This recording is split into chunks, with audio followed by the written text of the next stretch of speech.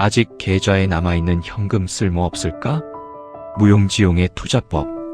쓸모없음이 너를 구원하리라. 어느 날 목수들이 산에 올랐다가 하늘을 가릴 만큼 거대한 나무를 발견했어. 하지만 목수는 그 나무를 베지 않고 휙 지나쳐버렸지. 목수가 말했어. 저 나무는 뒤틀리고 상처가 많아 배를 만들면 가라앉고 가구를 만들면 썩어버리는 완벽하게 쓸모없는 거목나무다. 라며 다른 나무를 베어버렸지. 주식시장에서 이 쓸모없는 거목은 바로 현금이야. 초보자들은 계좌에 주식 없이 현금만 덩그러니 있으면 안달이나. 이자도 없고 당장 수익을 내주지도 않으니 참으로 쓸모없는 돈처럼 보이지. 그래서 억지로 아무 주식이나 사버리고는 뿌듯해한단다. 시장이 폭락해서 모든 주식이 반토막이 났을 때 너를 살려주는 것은 당장 화려하게 수익을 내주던 주식들이 아니야. 평소에는 아무짝에도 쓸모없어 보이던 계좌에 남아있는 현금만이 폭락장에서 주식을 반값에 쓸어 담을 수 있게 해주는 가장 거대한 그늘이자 무기란다. 현금을 보유하는 그 지루하고 긴 시간을 기꺼이 즐겨라. 장자는 이 쓸모없는 거목이야말로 사람들에게 베이지 않고 수천 년을 살아남아 수많은 사람에게 거대한 그늘 안식처를 제공하는 위대한 존재라고 칭송했단다. 장자는 단호하게 말한단다. 세상이 유용 쓸모 있음이라고 칭송하는 것들은 결국 오래가지 못한다. 오직 무용 쓸모 없음이라고 한 것만이 진정한 자유와 평온을 누린다. 살쾡이의 비극 화려한 단타 기법의 최후. 장자는 날렵한 살쾡이와 둘련한 검은 소를 비교해. 살쾡이는 몸집이 빠르고 쥐를 기가 막히게 잘 잡아. 세상이 볼 때는 아주 쓸모있고 유능한 짐승이지.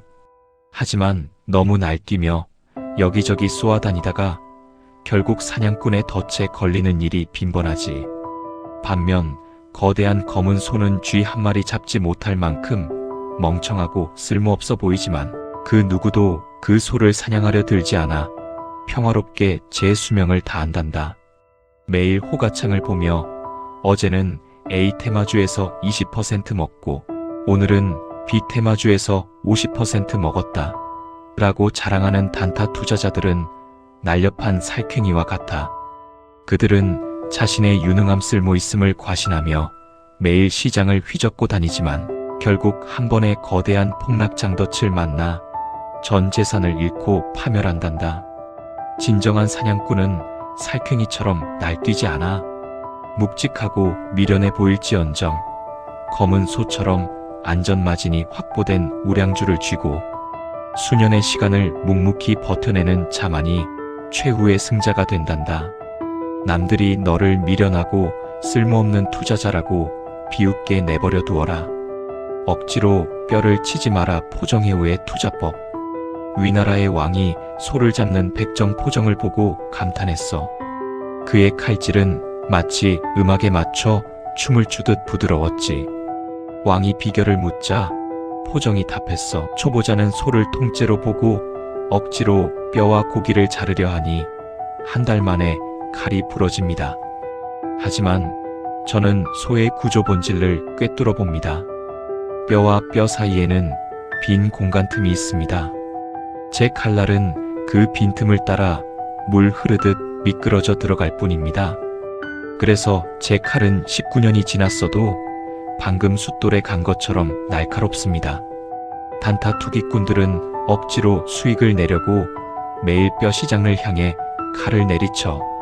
그러니 계좌 칼날이 금방 박살나고 멘탈이 부러져 버리지. 진정한 사냥꾼은 억지로 거래하지 않는단다.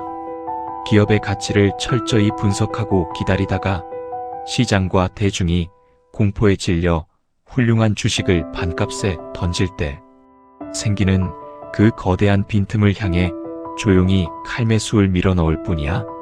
억지로 싸우지 않아야 내 소중한 자본과 마음이 닳지 않는단다. 남의 하늘을 부러워하지 마라.